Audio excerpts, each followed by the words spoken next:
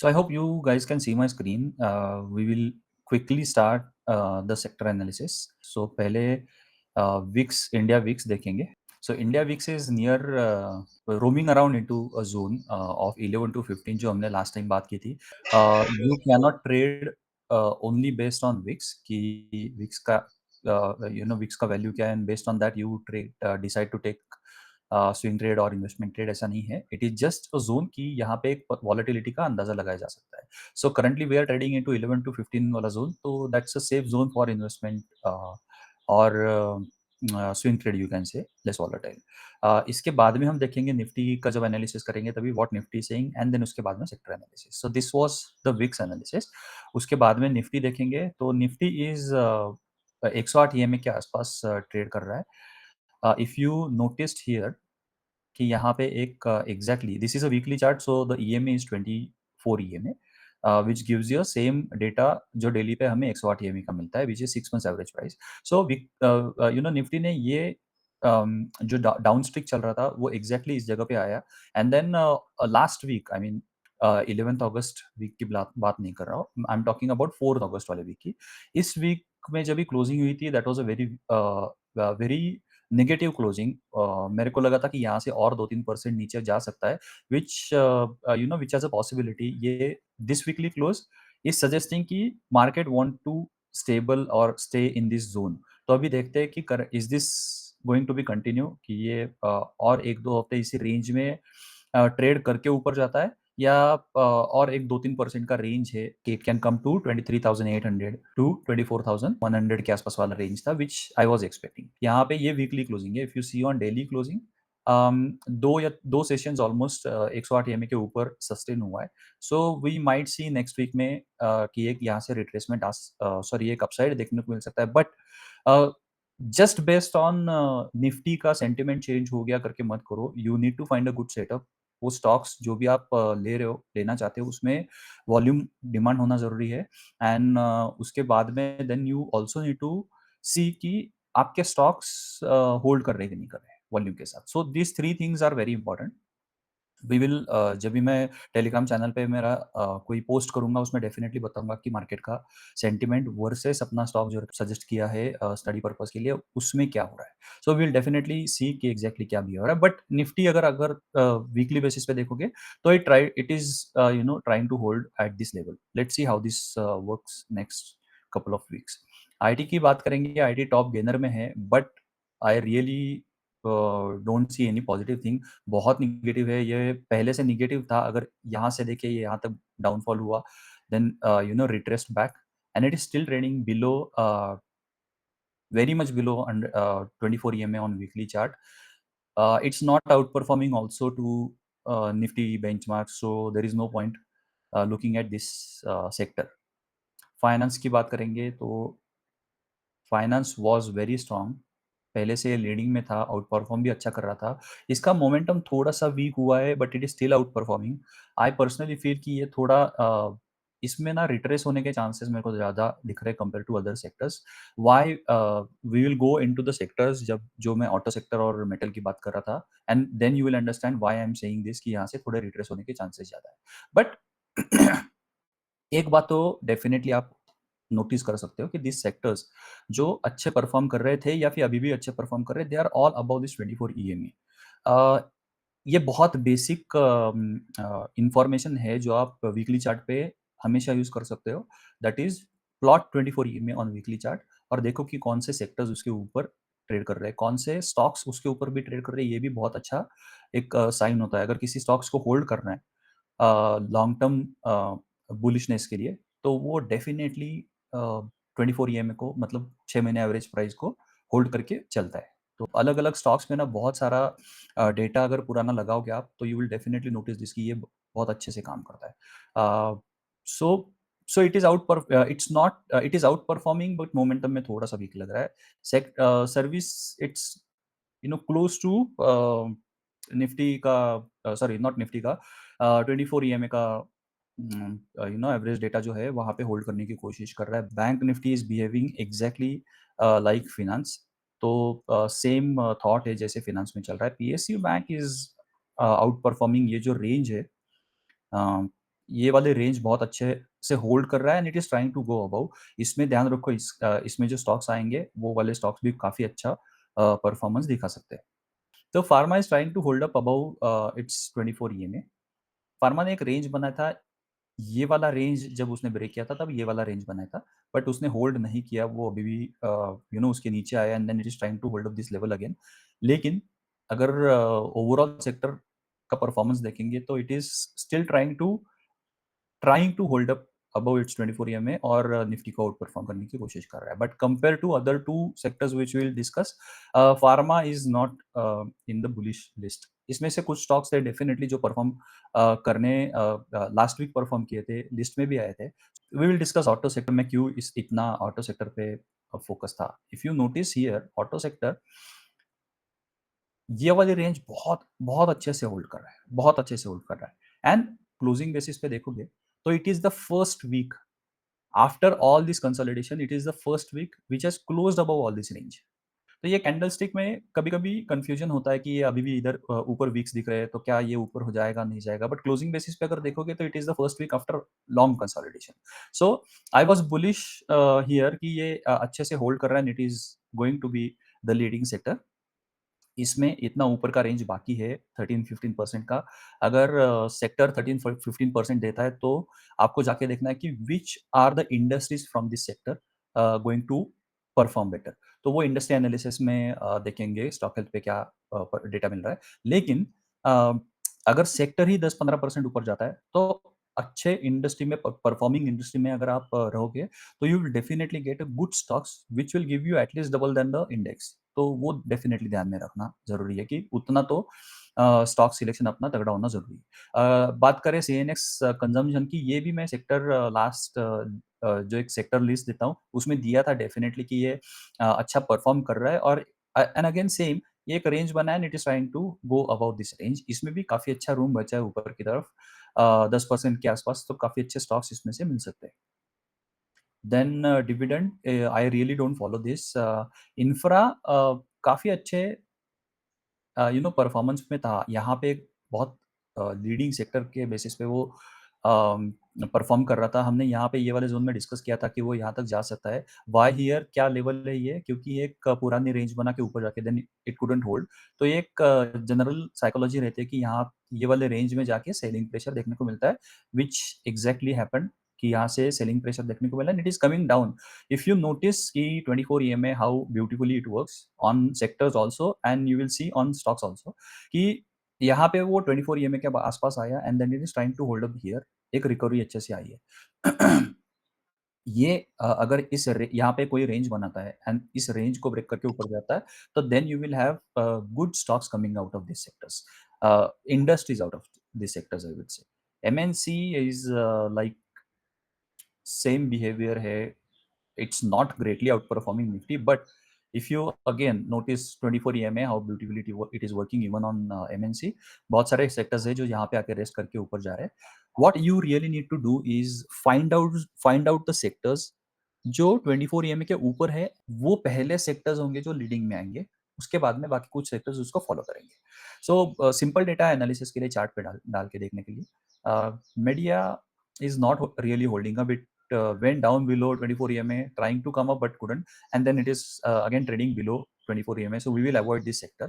FMCG, it you can see it's not holding up well. इसने एक range बनाया था, यहाँ पे एक बहुत अच्छे स्टॉक्स भी आए थे, बट ये रेंज को ब्रेक करके ऊपर की तरफ जा ही नहीं रहा है। Another thing is it's not outperforming the Nifty. Most importantly it's not holding up it's 24 EMA का level 6 months average price. So we will see, मैंने एक अलर्ट भी लगा के रखा है यहाँ पे, इसके नीचे ब्रेक होता है तो that will be not good for FMCG sector. Realty sector में देखेंगे मैं आपको एक चीज 24 ईएमए का बता रहा था कि how other sectors are holding up well and how this sector and few other sectors are not holding up above its 6 months average price। तो ये रॉकेट साइंस नहीं है 24 ईए में, ऐसा कुछ मैजिक वाला सीन नहीं है कि मेरे को अच्छा लगता है 24 ईए में तो मैंने निकाला। It gives you 6 months average price. 6 months average price मतलब 2 क्वार्टर का डेटा जो इंस्टीट्यूशंस देखते हैं। So that is what is happening on the chart कि यहाँ पे 6 मंथ्स एवरेज प्राइस को सेक्टर्स होल्ड नहीं कर रहे या फिर होल्ड कर रहे हैं। तो इसका लॉजिक समझो कि क्या है और क्यों ये बिहेव करता है। बात करें एनर्जी की, energy is not holding up about 24 EMA, it's also not out performing Nifty. Commodities की बात करें, कमोडिटीज़ एक अच्छे लेवल पे आया था, it's trying to hold up but outperform नहीं कर रहा है। मैं यहाँ पे एक अलर्ट लगाता हूँ इसका। तो देखते हैं अगर ये होल्ड कर पाता है 24 ईएमए को या फिर नहीं, एंड देन अगर ये यहाँ पे रेंज बना के ऊपर जाता है then we will have something in this sector. Metal की मैं बात कर रहा था, मेटल इफ यू सी कि ये रेंज बना के यहाँ पे बहुत अच्छे स्टॉक्स निकले थे। एक स्टॉक हमने वहाँ पे दिया भी था अपने टेलीग्राम ग्रुप पे। मेरे को एक्सपेक्टेशन था कि मेटल जिस तरह से फ्राइडे तक मतलब ट्रेडिंग सेशन तक, ये वाले ट्रेडिंग सेशन तक बिहेव कर रहा था, ये वाला ट्रेडिंग सेशन था, आई वाज़ एक्सपेक्टिंग कि यहाँ से ऊपर चले जाए because it was holding up really well in this level, on this level. लेकिन वीकली बेसिस पे अगर देखेंगे तो it's just close to 24 EMA. देखते हैं कि ये कैसे बिहेव करता है and if it holds up और यहाँ से ऊपर चले जाता है तो I think this this will lead again. मेरे हिसाब से अभी इसमें आउट परफॉर्मेंस है लेकिन थोड़ा-सा मोमेंटम आना बाकी है। एक बार मोमेंटम आए तो then we can see something in this sector. ये हो गई सेक्टर्स की बात। Now let's go and discuss कि अगर कुछ स्टॉक स्पेसिफिक क्वेरी या फिर क्वेश्चन है तो वी कैन डू दैट। उसके पहले एक क्विकली आई विल जस्ट उसके पहले क्विकली ये एनालिसिस करते हैं, इंडस्ट्री एनालिसिस करते हैं। Just hold on, I will share the window of industry analysis. Yes, yes, तो yes. Yes. स्टॉक हेल्प पे जाएंगे तो इंडस्ट्री सेक्शन में अगर जाओगे तो there will be two Ajoy, tab. I have one question if we can take it is based on sector. हाँ बोलो। अभी हमने 24 EMA देखा which I think is a good EMA to consider. या And my question is like if a sector has corrected well below 24 EMA and now suppose it has started rising but right. it is still 20 below 24 EMA. Shall we consider it as a rising and then start finding industry and stock into it, or shall we wait for it to appear on top of 24 EMA? I will tell you the in why 24 EMA, जैसे मैंने बताया वो 6 months average price है। So Right. Institute always go behind कि जो sector है वो 24 EMA के ऊपर होने चाहिए, 6 मंथ्स एवरेज प्राइस के ऊपर होने चाहिए। एंड फ्रैंकली स्पीकिंग ये क्या होता है ना, देयर आर वेरियस इंस्टीट्यूशंस, तो उसके पीछे डिसीजन लेने वाला ह्यूमन ही है। तो वो क्या देखता है कि कौन से और इंस्टीट्यूशन ने पैसा लगाया है। अगर किसी और इंस्टीट्यूशन ने पैसा लगाया है तो वो स्टॉक्स ऊपर जाएँगे और फिर वो सेक्टर वो स्टॉक्स के बेसिस पे ऊपर जाएगा। So the other institutions will also try to go into that space कि हाँ, चलो कोई और भी इंस्टीट्यूशन पैसा लगा रहा है तो then you know we can start investing in that sector. तो आज जैसे हमने मीडिया देखा या फिर रियलिटी देखा, तो होता क्या है, क्यों ये नीचे जा रहा है 24 ईएमए के। सी 24 EMA is just a reference point, लेकिन 6 मंथ्स एवरेज प्राइस के नीचे क्यों जा रहा है, अगर आप स्टॉक्स में देखोगे तो there is something happening in the industry from policy side, from government side, which institution can understand कि यार इसमें नियर फ्यूचर में कुछ ज़्यादा होने वाला नहीं है, इसमें नियर फ्यूचर में ज़्यादा पैसा नहीं मिलने वाला है। तो वो लोग अपना पैसा निकाल लेते हैं और दूसरे सेक्टर्स में डालते हैं। तो अगर ये उनके पीछे का लॉजिक हो सकता है, दे कैन सी समथिंग कि इंडस्ट्री एनालिसिस वो करके उनको पता चलता है कि हाँ, शायद आने वाले बजट में इस इंडस्ट्री के रिलेटेड कुछ नहीं हो सकता है। Then they start pulling out money from that sector and start investing in other sectors, other industries. तो हमें क्या करना चाहिए, अगर यहाँ पे ऐसा कोई मिलता है, ऐसा कुछ भी मिलता है कि जो 24 ईएमए के नीचे है लेकिन उसमें से स्टॉक्स बहुत अच्छे निकल के आ रहे हैं, तो पहले तो वो जाके देखो कि वो स्टॉक्स निफ्टी को आउट परफॉर्म कर रहे हैं कि नहीं कर रहे। हमें चार्ट पे ना देखने के लिए, if you watch my any video, मैं हमेशा बोलता हूँ कि चार्ट पे 3 चीज़ें देखनी चाहिए। फर्स्ट इज़ ट्रेंड, जो हम 24 ईएमए से निकालेंगे या फिर डेली पे 108 ईएमए से निकालेंगे। सेकंड इज़ आउट परफॉर्मेंस, कि निफ्टी को स्टॉक आउट परफॉर्म कर रहा है कि नहीं कर रहा है। सेक्टर भी आउट परफॉर्म कर रहा है कि नहीं कर रहा है। कोई भी अगर सेक्टर एनालिसिस कर रहे हो तो सेक्टर, अगर स्टॉक कर रहे हो तो stock. The third most important thing कि उसमें डिमांड सप्लाई क्या कह रहा है। अगर डिमांड सप्लाई पॉजिटिव है किसी स्टॉक में, जैसे एक आईटी के 2 स्टॉक्स निकले थे और वो बहुत अच्छा परफॉर्म कर रहे हैं। शायद नेटवेब था, आई एम नॉट श्योर, मैं एक बार चेक करता हूँ। लेकिन मान लो कि नेटवेब आईटी सेक्टर का है और काफ़ी अच्छा परफॉर्म कर रहा है। आउट परफॉर्म कर रहा है, डिमांड सप्लाई बहुत अच्छा है, रिजल्ट बहुत अच्छा है। लेकिन अगर वो सेक्टर इंडस्ट्री को अगर वो सेक्टर निफ्टी को आउट परफॉर्म नहीं कर रहा है ना, तो आपका स्टॉक स्लो चलेगा। स्टॉक बुरा नहीं है, स्टॉक अच्छा है, लेकिन उस इंडस्ट्री में पुश आना बाकी है। तो स्टॉक आपका थोड़ा-सा धीरे चलेगा compare to the stocks which are from the outperforming industry और मोमेंटम इंडस्ट्री। तो ये डिफरेंस होता है, वो स्टॉक्स बुरे नहीं रहते, बट उसमें मोमेंटम आने के लिए उसको इंडस्ट्री का सपोर्ट चाहिए। So I hope this point is clear. Yes, I mean, lot of thing has been discussed. मेरा पॉइंट भी कवर हो गया because my question was कि अगर 24 EMA के काफी नीचे है and now it correct, has started rising, तो बेसिकली करेक्ट। वो निफ्टी को आउट परफॉर्म कर रहा है, तो we can find stock into it and we can see कि क्या कर सकते हैं। एग्जैक्टली लेकिन देखो एक बात उसमें मतलब मेरे आपके क्वेश्चन से मेरे को दो केसेस उसमें दिख रहे हैं।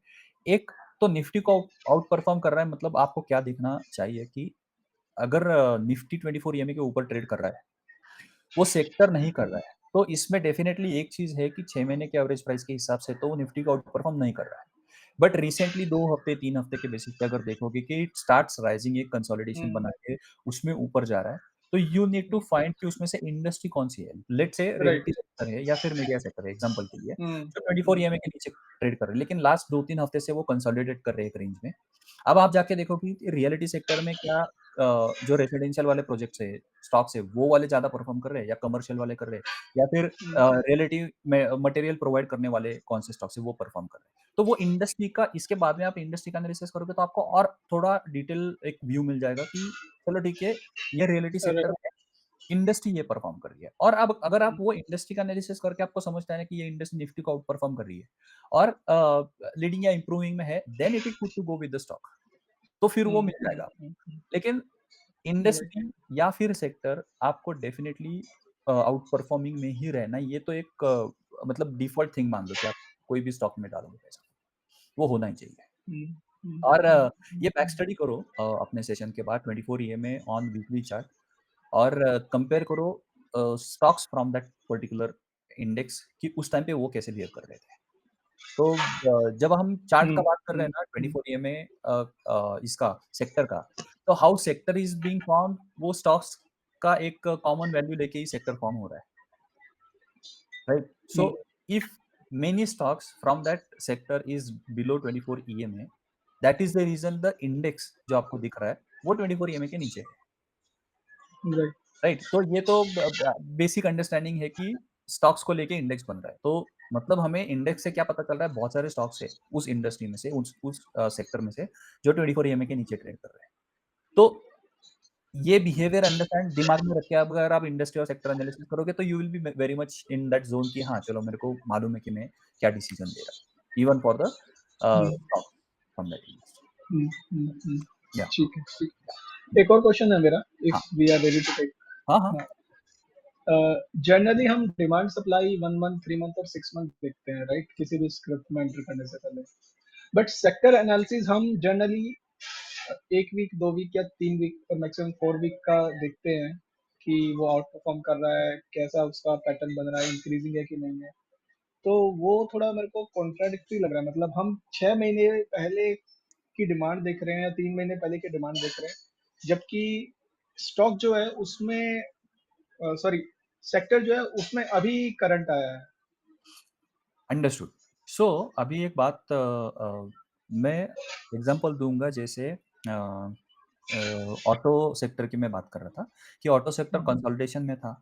मेरे 2 या राइट। 3 हफ्ते के अगर वीडियोस में देखोगे तो मैं ऑटो सेक्टर और मेटल की बात कर रहा था कि ये एक रेंज में है, but it is trying to go above the मतलब आउट परफॉर्म निफ्टी, ये क्लियरली चार्ट में दिख रहा था। अब मैंने उसमें पोजीशन कैसे बनाई थी कि एक मैंने ग्रुप पे भी डाला था अपना कि उनोमिंडा करके स्टॉक है जो ऑटो एंसिलरी का था, एंड मैंने ऑटो एंसिलरी का इंडस्ट्री एनालिसिस करके वो लिया कि हाँ ये इंडस्ट्री मेरे को दिख रही है कि इसमें कुछ स्टॉक्स आ रहे हैं। अब मैं ये एक्सपेक्ट कर रहा था कि अगर मेरा स्टॉक रेंज वाले या फिर आउट परफॉर्मिंग वाले सेक्टर में है और फिर उसमें से ये इंडस्ट्री मेरे को दिख रही है कि जो ज़्यादा अच्छे से परफॉर्म कर रही है, तो मैं जाके स्टॉक्स क्या देख कौन से स्टॉक्स देखूँगा जिसमें ऑलरेडी डिमांड बिल्डअप है over the period of 6 months. ये स्टॉक्स मैं देखूँगा क्योंकि उसमें मोमेंटम आने के चांसेस ज़्यादा है जब सेक्टर में और फिर इंडस्ट्री में परफॉर्म मतलब करंट जब इंडस्ट्री में वो करंट आएगा, जब नहीं, इंडस्ट्री में वो करंट क्लियर है, वो क्लियर है। बट मेरा जो दूसरा थॉट प्रोसेस जा रहा है सपोज सेक्टर अभी परफॉर्म करना शुरू किया है, तो जो इंस्टीट्यूशन है, क्या उनको 3 महीने या 6 महीने पहले ही दे सेंस कि हाँ इसमें इन्वेस्ट करना शुरू करते हैं, और आफ्टर 3 और 6 month of their buying then correct, slowly वो सेक्टर राइज करता है? करेक्ट। सो 2 चीज़ें हैं जब हम ट्रेडिंग का बात करते हैं, किसी भी ट्रेडिंग डिसीजन का बात करते हैं। One is the decision on investment stocks, one is the decision on the swing trading stocks. तो हम्म। हम अभी अगर निफ्टी का बात करें, मतलब जर्नी कैसे होता है कि मेरे को ट्रेड करना है, but what my journey will where my journey will start कि मैं पहले देखूँ कि मार्केट का साइकिल सिचुएशन क्या चल रहा है। उसके बाद में सेक्टर और इंडस्ट्री कौन-सी चल रही है, देन द स्टॉक्स।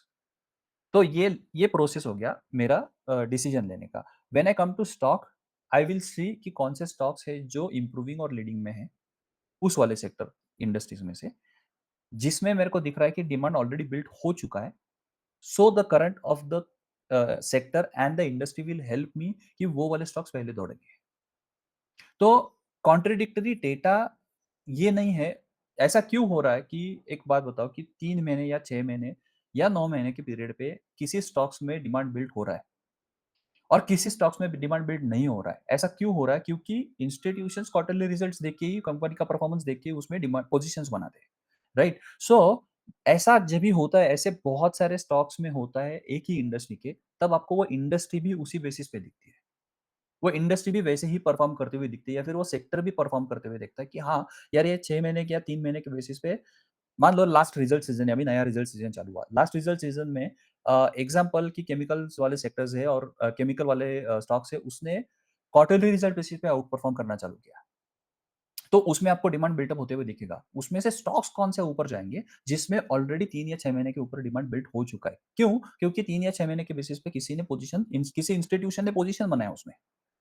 तो उसमें पहले आपको मूवमेंट दिखेगी। लेकिन उस स्टॉक में या उस इंडस्ट्री में या फिर उस सेक्टर में करंट अभी क्यों आया? बेस्ड ऑन द रिज़ल्ट कि रिज़ल्ट सीज़न में बहुत सारे स्टॉक्स है, जिन्होंने अच्छा परफ़ॉर्म किया, रिज़ल्ट बेसिस पे। तो आप डेटा जब रिज़ल्ट सीज़न का देख रहे हो, तो that is a quarterly, 1 quarter, 2 quarter data only. Chart पे जब देख रहे हो, तब आप डिमांड सप्लाई 3 या 6 महीने का देख रहे हो। So that data, quarterly result का data on the chart, demand supply के बेसिस पे, and institutional data on 1 quarter और 2 क्वार्टर का रिजल्ट के बेसिस पे इज़ मैचिंग। और जब वो मैच करेगा तभी आपको ये सब होते हुए दिखेगा कि हाँ, रिजल्ट सीज़न में ये इंडस्ट्री वाले हम्म। बहुत अच्छे मिले, अच्छे परफ़ॉर्म किए। तो 2 उसमें भी 2 केसेस बताता हूँ आपको। एक होता है कि डिमांड पहले आता है, फिर रिजल्ट आता है। दूसरा होता है कि पहले रिजल्ट आएगा, बाद में डिमांड आएगा। अंडरस्टूड? सो हम्म। ये 2 केसेस में क्या हो रहा है, अगर आपको पहले रिजल्ट सीज़न के पहले दिखता है कि यार इस इंडस्ट्री वाले 100 स्टॉक्स में से 50-60 स्टॉक्स है जिसमें डिमांड पहले वेट हो रहा है बिफोर द रिजल्ट। तो आप ये मान के चलो कि इंस्टीट्यूशन को कुछ पहले मालूम है कि रिजल्ट्स आर कमिंग गुड, और या हम्म। हम्म। कुछ पॉलिसी में चेंज हम्म। आएगा जो इंडस्ट्री को पुश करने वाला है। ये सब उसमें पहले ही पता रहता है। अगर मालूम नहीं है, तो आप रिजल्ट के बाद डिमांड देखोगे। यार रिजल्ट आया हम्म। उसके वो हफ्ते में, या फिर वो दो उसके बाद में 2 हफ्ते में बहुत अच्छा परफ़ॉर्म कर रही है इंडस्ट्री। तो हफ्ते, 1 वीक, 2 वीक, 3 वीक का डेटा इंडस्ट्री के लिए इसलिए लेते कि न्यूज़ पहले, मतलब डिमांड पहले आया या रिजल्ट के बाद डिमांड आया। वो तो आपको हम्म। वीक या 2-3 हफ्ते के बेसिस पे ही दिखने वाला है।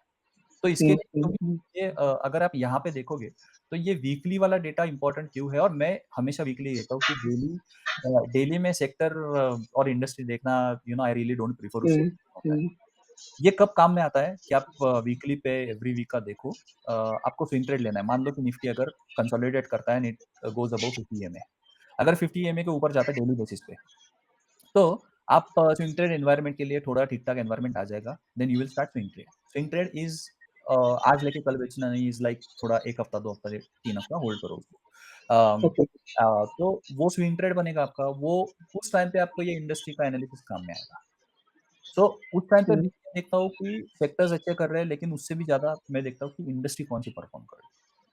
सो इंडस्ट्री में भी नहीं, हम्म। यहाँ पे इफ यू सी यहाँ पे लीडिंग इंडस्ट्री है, this is a data of industry. ये कैंडल्स जो नॉर्मल कैंडल्स है वैसे नहीं दिखेंगे आपको, क्योंकि ये बहुत सारे वैल्यू ऑफ एवरी स्टॉक, उसको एवरेज करके, फिर वॉल्यूम, फिर उसका डिमांड सप्लाई, ये सब कैलकुलेट करके कैंडल्स दिखेगी। But 2 things I see here. एक तो यहाँ पे मैं देखूँगा कि आउट परफॉर्म करना चालू किया है, नहीं किया है। दूसरा मैं यहाँ पे देखूँगा, ये वाला पैटर्न आपको हमेशा दिखेगा। इफ यू नोटिस दिस, ये पर्टिकुलरली ना निफ्टी मतलब मैं 21 ईएमए ऑफ करता हूँ, मैं सिर्फ 50 ईएमए रखता हूँ। हमेशा ये पैटर्न दिखेगा कि जो भी इंडस्ट्री ये 50 ईएमए को कंसोलिडेट करके ऊपर जा रही है ना, you will gate amazing stocks in this zone. तो आज आपको इंडस्ट्री एनालिसिस करना है तो क्या करना ज़रूरी है? You try to find industry की जो ऐसे बिहेवियर पे कर रही है, ऐसे बिहेवियर पे just hmm went above 50 EMA, coming down, retracing here, उसमें आपको डिमांड का कुछ दिख रहा है and then it is trying to go up. आप इसमें अगर you know if if this is the case, just go down और यहाँ पे आरआरजी में सिर्फ देखो कि कौन से इंप्रूविंग वाले स्टॉक्स है, इंप्रूविंग वाले स्टॉक्स है, तो आपको इंप्रूविंग वाले कम मिलेंगे। Again why improving? क्योंकि उसमें मोमेंटम और डिमांड अभी चालू हुआ है। So right these are the stocks will give you more returns than the leading और लीडिंग हम्म। वन जो ऑलरेडी भाग चुके हैं। ऐसा नहीं ठीक है कि उसमें आपको रिट्रेस हो रहा है, रिट्रेस होके अच्छा एंट्री पॉइंट नहीं मिलेगा, मिलेगा लेकिन आई पर्सनली प्रेफर कि इंप्रूविंग वाले में ज़्यादा दैट्स व्हाट माय। हम्म आप यहाँ पे इतना भी कर लोगे तो आपको ये वाले मिल जाएँगे and you have this leading also. Hmm तो अ, अब डेटा मैच करने के लिए कैसे हो रहा है कि industry is improving and stocks are leading. ये कॉम्बिनेशन बहुत अच्छा है कि इंडस्ट्री जस्ट स्टार्टेड और उसमें से लीडिंग स्टॉक्स आप ले रहे हो। तो बहुत अच्छा रिटर्न है। Correct, you got my connection ना कि ये मैं कैसे कनेक्ट कर रहा हूँ इसको। अ, नहीं, बट अगर स्टॉक्स भी इम्प्रूविंग वाले होंगे तो I think they will not outperform leading, या मैं उल्टा सोच रहा they will outperform leading also. They will outperform leading also. Improving है तो ऑब्वियसली उसमें chances are high to they will go up. Right लेकिन right मैं उसको और एक चीज़ से कनेक्ट कर रहा हूँ, if you understand my point, industry is improving and stocks are leading from that industry. तब ओके जाके ओके आपको एक ऐसा मिलेगा कुछ कि यार ये ऑलरेडी जैसे एक एग्जांपल ही बोलता हूँ मैं उनो मिंडा में क्यों बोल रहा हूँ कि उसमें वो industry just started above 50 MA and then stocks were already leading. तो वो उसमें जब वो इंडस्ट्री इंप्रूविंग से लीडिंग में जाएगी, तब वो स्टॉक बहुत मेरे को अच्छा परफॉर्मेंस देके जाएगा। That was that was my observation कि ये कॉम्बिनेशन बहुत अच्छा काम कर रहा है। सो ये बिल्कुल हियर मैं इससे भी ये तो वीकली बेसिस पे टॉप 5 इंडस्ट्री देता है। But what I generally do, I go quickly one by one every industry का and then I hmm try to find out कि कौन सी इंडस्ट्री है based on chart and based on the RRG वाला status कि exactly हमें क्या मिल रहा है। ऐसा हर एक इंडस्ट्री में जाके इट डज़न्ट टेक 5 मिनट्स भी नहीं लगता करना है। But then you will get good stocks out of it and if you notice कि हमने यहाँ पे ऑलरेडी यहाँ पे लीडिंग लगा के रखा है। So if you change the industry, it will give you only leading stocks from that industry. हम्म। तो दिस डेटा हेल्प्स क्योंकि चार्ट हेल्प्स कि एग्जैक्टली हमें क्या मिल रहा है सामने। हेलो या हेलो या I can hear you. Can you hear me? Hello hello hello Yes, hello, you मेरा are आवाज आ रहा audible. Yes, yes, you are audible. है? या ओके ओके गुड। सो राजेंद्र जी, आपको ये दिस डिस्कशन इज क्लियर कि एग्जैक्टली क्या हो रहा है? I'm sorry. आपको डिस्कशन मेरा क्लियर है ना कि एग्जैक्टली क्या पॉइंट्स हम कैसे मैं उसको लिंक कर रहा हूँ, कैसे मैं I am trying to connect this dots between the sector, industry and stocks. Yes, yes, yes. Yeah. मेरा एक लास्ट क्वेश्चन हो रहा है हाँ, हाँ, हाँ, बोलो ना राजेश। अच्छा, वॉल्यूम को देखने के from last few days I मेरे दिमाग में घूम रहा है कि वॉल्यूम और डिलीवरी देखने के there are many perspective. One is कि आप जाओ देखो कि वॉल्यूम और delivery in terms of percentage. Okay, second is कि क्वांटिटी के बेसिस पे कि कितना क्वांटिटी इंक्रीज हो रहा है traded versus delivery. right. Third is उसका value you multiply it by stock price and then you see it. तो how to see it? Because going through different material, what I understood is if delivery is around 50% and the price is increasing, so we generally say कि this is good in demand. So how to study the volume, मतलब correct way क्या है, और maybe not, if not the correct, but what is the most effective way? Uh, you are talking about the stock, not the industry, right? I'm talking about stock and the delivery or volume data. हाँ, तो stock के लिए ना एक चीज़ बहुत important है कि delivery volume का परसेंटेज क्या जा रहा है। Okay, percentage. Why? Because that is the only thing which will tell you कि एक्चुअली डिलीवरी परसेंटेज में कितना चेंज आ रहा है and that's what you want as a investor. Hmm. Hmm. तभी वो आपको हेल्प करेगा क्योंकि on weekly basis, on monthly basis और यही इसी चीज़ की मैं बात कर रहा हूँ जब मैं बात कर रहा हूँ डिमांड सप्लाई की। Right. When we discuss about demand supply, we are talking about the any horizon. I am talking about 1 Hmm. quarter or 2 quarters. Hmm. लेकिन मैं बात उसी की कर रहा हूँ कि उसमें डिलीवरी परसेंटेज क्या आ रहा है? उसमें आपको ये कैसे पता चल रहा है कि इस स्टॉक में डिलीवरी हो रही है? उस स्टॉक में मोमेंटम मतलब डिमांड डेवलप हो रहा है। Hmm. वो ज़्यादा ज़रूरी है।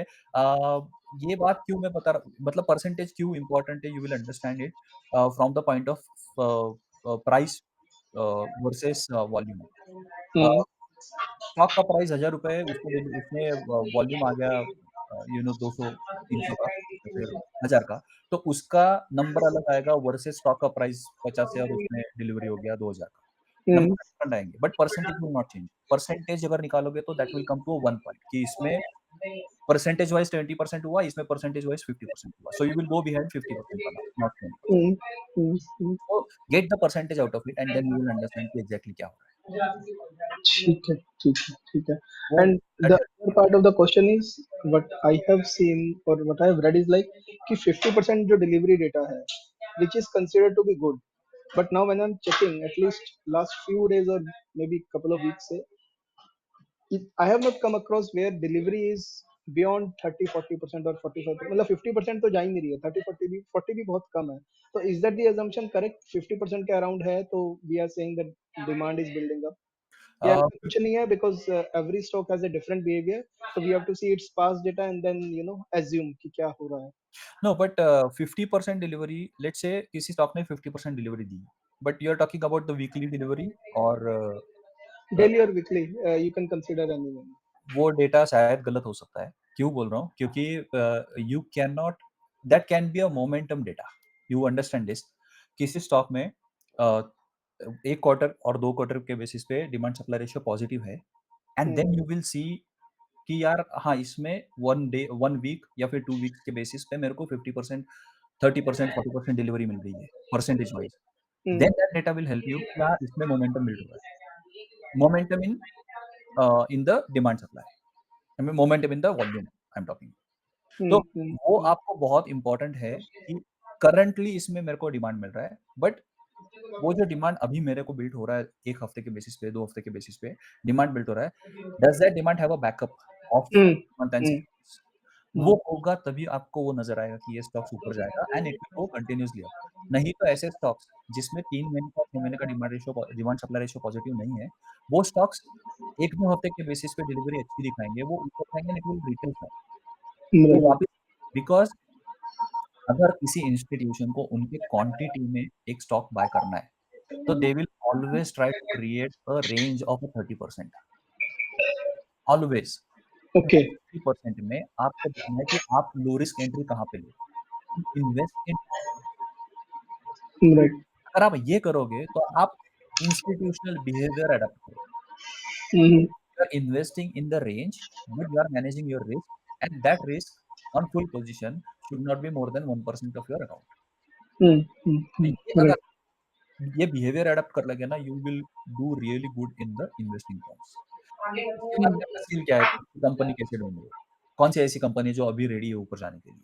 And how will you manage the risk? And उसका एनालिसिस कैसे करें? कंक्लूजन्स कैसे? So these are the skills. वो डेटा पॉइंट Right. तो आपका अलग हो गया। But Hmm.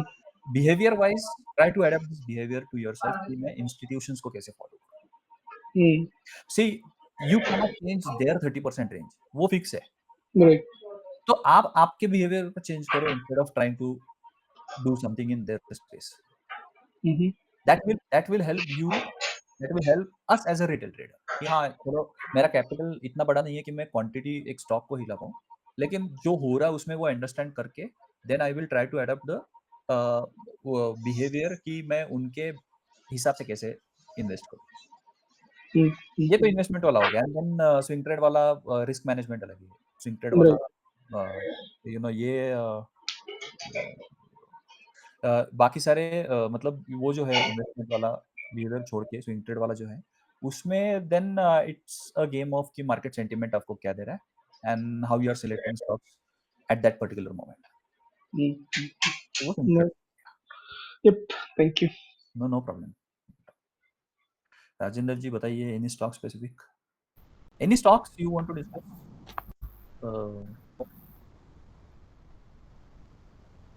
एक फंडामेंटल पॉइंट ऑफ व्यू से एक क्वेश्चन था हाँ, बोलो ना। मेरा। किसी इंडस्ट्री का क्वार्टर क्वार्टर जो रिजल्ट्स आता है, जिसपे हम अभी देख रहे हैं कि मार्केट रिएक्ट कर रहा है, वो भी क्वार्टर क्वार्टर रिजल्ट्स में कंपनी का कुछ एवरेज है, कोई ऊपर जा रहा है, बट वाई ओ वाई जो है कंपनी का नेट इनकम में इंक्रीज हो रहा है। राइट। तो क्वार्टर क्वार्टर पे जो उसमें चेंजेस आते हैं, उसमें हमें लगता है कि जैसे मेरा इन्वेस्टमेंट पॉइंट ऑफ व्यू से कि अभी स्टॉक नीचे जा रहा है, लेकिन फंडामेंटल्स अगर मैं उसके देखता हूँ वाई ओ वाई में, तो नेट इनकम में मेरे को इंक्रीज मिलता है। तो वो उसका जो उस बेसिस पे स्टॉक के अंदर जो हमारा एंट्री और एग्जिट रहेगा, वो किस बेसिस पे रहेगा कि अगर ये इन्वेस्टमेंट स्टॉक है और आपने नीचे लिया है, तो एक आप चीज़ डेफ़िनेटली कर सकते हो इसमें कि आप ये देखो कि आपने कौन से लेवल पे लिया है। आप जब ले रहे थे तब उसका बिहेवियर मतलब क्वार्टरली रिजल्ट्स का बिहेवियर एंड वाई-ओ-वाई का बिहेवियर क्या था? क्या वो स्टॉक उस रिजल्ट को फ़ॉलो कर रहा है? I am not talking about अभी चार्ट की बात ही नहीं करेंगे। मैं सिर्फ़ बात करूँगा कि हम फंडामेंटल बेसिस पे फंडामेंटल क्या होता है? जो वाई-ओ-वाई के नंबर्स है, जैसे ROE, ROC on yearly basis उसका PE ratio versus industry PE क्या है? तो ये 2-3 डेटा पॉइंट्स हैं जो ईयर ऑन ईयर अपडेट होते हैं। अब रिजल्ट सीज़न में क्या होता है? Every quarter you will gate companies performance कि इस क्वार्टर में कंपनी ने क्या परफॉर्म किया। सो फंडामेंटल बेसिस पे कंपनी अच्छी है, ईयरली उसका परफॉर्मेंस अच्छा है, ईयरली मैनेजमेंट ने दिखाया है कि हाँ, ये अच्छा परफॉर्म कर रही है ऑन ईयर। अब रही बात की क्वार्टर ऑन क्वार्टर वाली बात। क्वार्टर ऑन क्वार्टर वाली बात में आपको क्या है 2 स्टॉक्स आते हैं। एक जो सीज़नल स्टॉक है, सीज़नल स्टॉक्स में क्या होता है उस उन वो क्वार्टर में अगर उसका सीज़न है तो वो आपको परफॉर्मेंस अच्छा दिखाएगी, स्टॉक ऊपर जाएगा।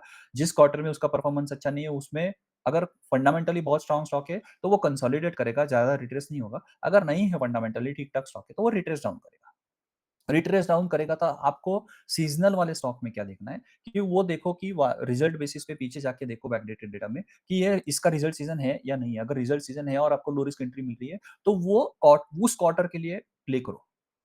आप जब वो स्टॉक वहाँ पे ऊपर जाता है एंड देन यू सी कि यहाँ पे कंसोलिडेट होके रिट्रेस डाउन हो सकता है, आप पोज़ीशन लाइट करो। अगर आपको उस स्टॉक में से पूरा निकलना नहीं है, तो आप प्रॉफ़िट ले लो कुछ, पोज़ीशन हल्की करो और नीचे जब ये आएगा, जब वो उसके लेवल पे आएगा कि जहाँ से ये वापस ऊपर जाने वाले लेवल पे है रिज़ल्ट सीज़न के बेसिस पे, वहाँ पे आप उसमें वापस इन्वेस्ट करते हो। You can add that position again जिसमें आपने प्रॉफ़िट बुक किया था। ये रिज़ल्ट सीज़न वाली बात होगी। जो नॉन रिज़ल्ट जो सॉरी ये सीज़नल स्टॉक्स वाली बात होगी। जो नॉन सीज़नल स्टॉक्स है, जो कंटिन्यू बेसिस पे चलते रहेंगे, जिसमें अच्छा डिमांड है, वो आपको ऐसा दिखाएँगे कि ये रिज़ल्ट ऑन रिज़ल्ट एक के बाद एक रिज़ल्ट बहुत अच्छे आ रहे हैं। रिज़ल्ट अच्छा मतलब बहुत बेसिक चीज़ है, अगर सेल्स हो रहा है, तो कंपनी की रियल ग्रोथ हो रही है। अगर उसमें ऑपरेटिंग प्रॉफिट अच्छा ग्रो हो रहा है, तो कंपनी का परफॉर्मेंस अच्छा हो रहा है। So these 2 are the pillars of the result season. उसके बाद में ईपीएस आएगा, उसके बाद में उसका डेट कितना कम हो रहा है, all other few stuff. But ये 2-3 चीज़ें जो है ना, ये पिलर्स है रिज़ल्ट की। तो आप इसको देखो कि ये अगर एक के बाद एक अच्छा दे रहा है, तो फिर वो रिज़ल्ट वो उसके बेसिस पे स्टॉक भी आपको ऊपर जाते हुए दिखेगा। जब स्टॉक नीचे आता है और रिज़ल्ट अच्छा है, अब डेटा इसमें डिफरेंस कहाँ होता है मैं बताता हूँ। Result comes on every 3 months quarterly result है। तो वो 3 महीने के बाद आने वाला है, लेकिन उसके बीच में ही स्टॉक नीचे आता है। उसको कैसे टैकल करें? उसको उसको टैकल करने के लिए हमें चार्ट पे देखना है कि इसमें सप्लाई बढ़ रहा है क्या और ये 24 ईएमए के नीचे जा रहा है क्या? क्यों? क्योंकि इंस्टीट्यूशंस को मैनेजमेंट का एक्सेस और फ्लोर ग्राउंड रियलिटी का एक्सेस उस बिज़नेस का ज़्यादा है हमसे। तो उनको कुछ चीज़ें पहले पता चलती है, उस बेसिस पे वो स्टॉक्स को सेल करना चालू कर देते हैं and then after result we come to know कि यार हाँ, इसमें ये हुआ, इसकी वजह से स्टॉक नीचे आया। तो तब तक तो वो स्टॉक बहुत नीचे आया है। जब तक हमें पता नहीं चलता है ना स्टॉक नीचे क्यों आ रहा है, हमें रीज़न मिलने के लिए बहुत लेट हो जाता है। तो हम उसको टैकल कैसे करें कि जहाँ पे दिख रहा है कि रि सप्लाई आ रहा है और 24 EMA के नीचे जा रहा है स्टॉक, मतलब 6 महीने के एवरेज प्राइस के नीचे, तो उस स्टॉक को लाइट करो, हल्का करो पोजीशन। बाद में रिजल्ट के बाद पता चलने दो कि इसमें रिजल्ट की वजह से नीचे आया या फिर न्यूज़ की वजह से नीचे आया और कुछ रीज़न था। लेकिन एक्शन तभी लो जब हमें दिख रहा है कि ये स्टॉक नीचे जा रहा है। वो पॉइंट आप डिसाइड करो। मेरे लिए वो पॉइंट 24 EMA है, 100 EMA और डिमांड सप्लाई भी है। तो ये दोनों चीज़ें मैं देखता हूँ। डिमांड सप्लाई देखो मैं बहुत इस पे बहुत इम्पोर्टेंस देता हूँ। आपको डिमांड सप्लाई कुछ भी हो जाए दुनिया में, डिमांड सप्लाई आपको पहले पता देगा कि ये स्टॉक में आगे क्या होने वाला है। भले वो 2 महीने बाद हो, भले वो 6 महीने बाद हो, भले वो साल भर बाद हो। आप इंडसइंड में जाके देखो, जेंसोल में जाके देखो, कोई भी स्टॉक जो बहुत बड़ी उसमें गिरावट आई है ना, बहुत बड़ा गिरा है, उसमें पहले देखो 6-6 महीने, साल भर पहले वो बता रहा था कि इसमें कुछ तो होने वाला है। इसमें सप्लाई बेसिस पे कुछ तो होने वाला है। न्यूज़ आते-आते उसको साल भर लग गया इंडसइंड का। जेंसोल का भी ऐसे कुछ हुआ। बहुत सारे स्टॉक्स है। It is just Kalyan jewellers का ले लो, वो बहुत अच्छा स्टॉक था। बहुत बड़ा गिरा था। तो ये सब ना पहले बता देता है डिमांड सप्लाई बेसिस पे। आप इसको मास्टरी करोगे ना तो आपको एक चीज़ तो पता चलेगी कि जो डेटा बाद में रिलीज़ होता है, क्योंकि कंपनी, कोई भी कंपनी ऐसा अपफ्रंट आके नहीं बोलेगी कि हाँ, हमें ना साल भर बाद शायद ये फ्रॉड नज़र आएगा। वो तो पहले प्रमोटर्स निकलेंगे, फिर इंस्टीट्यूशंस निकलेंगे, मैनेजमेंट के जो दोस्त लोग हैं वो निकलेंगे, वो सब होता है और फिर हमें पता चलता है कि ये सब आएँगे। तो वो डेटा कहाँ पे देखने को मिलेगा? आज हमारे पास वो लग्ज़री है कि वो चार्ट पे देखने को मिलता है डिमांड सप्लाई के बेसिस पे। तो वो I mean just focus on that, बाकी किसी कुछ इंडिकेटर की ज़रूरत नहीं पड़ेगी। देखो प्राइस बेस्ड इंडिकेटर है ना, वो तो मैनिपुलेटेड है। क्यों? क्योंकि आपने वो फ्री पीडीएफ अपने उसमें पढ़ा है, ग्रुप पे पढ़ा है, ये कोर्स वाले में फ्री वाले कोर्स में भी पढ़ा है, डिमांड सप्लाई का। उसमें एक बिहेवियर है कि अगर प्राइस ऊपर जा रहा है और उसमें सप्लाई डिमांड नहीं दिख रहा है, तो वो तो फेक अप मूव हो गया। लेकिन वो फेक अप मूव आरएसआई को कैसे पता चलेगा? क्योंकि वो तो प्राइस बेस्ड इंडिकेटर है। वो तो आपको दिखाएगा कि हाँ, ये ऊपर जा रहा है। लेकिन आपको पता कैसे चलेगा कि ये फेक है या सही है? वो तो डिमांड सप्लाई से पता चलेगा ना। उसके सिवा तो नहीं पता चलेगा। Hello same down. Hello. Hello. हाँ, बोलो ना। राजीव जी। नहीं, मुझे लगा कि मेरा नेटवर्क में प्रॉब्लम है कि वी गॉट डिस्कनेक्टेड। नहीं, नहीं, सी मेरे नेटवर्क क्लियर है। I think Rajendra ji is I think मेरे पास होंगे, फिर नेटवर्क का और कुछ थोड़ा इशू है। राजेंद्र ओके। का शायद, यस।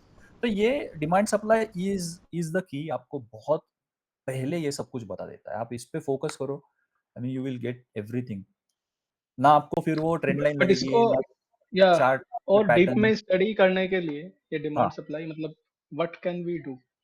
सी एक इसको ना स्टार्ट भी कर सकते हैं बहुत आसान तरीके से। मैं आपको अपने एक minute start see if it is, हाँ, ये जिसमें आपने जॉइन किया ना ये लिंक को क्लिक करके, हाँ, उसी में सबसे ऊपर वाले एपिसोड्स में अगर देखोगे तो वहाँ पे एक डिमांड सप्लाई अंडरस्टैंडिंग करके एक पीडीएफ है। ओके। उसी के नीचे एक रिकॉर्डिंग भी है। आप इससे ओके। एटलीस्ट चालू तो कर सकते हो। एक बार इसको देखो, then try to relate this on the chart. फिर हम सिर्फ पीडीएफ है। एक सेकंड, 1 ये टू उसके 8 नीचे पेज। एक 20th अप्रैल का लाइव सेशन है जिसमें डिमांड सप्लाई पीडीएफ है। Okay, okay, okay. ठीक है। ये दोनों देखो। इसके बाद में then we can connect on chat group कि इसमें कुछ क्वेरी है तो। But this is the hmm. Base, this is the gist of alright. Hmm. What's happening on the chart. Yes, yes, yes, definitely. ये एक बार देखोगे ना तो this will really help you a lot. Hmm. या any other stocks related query?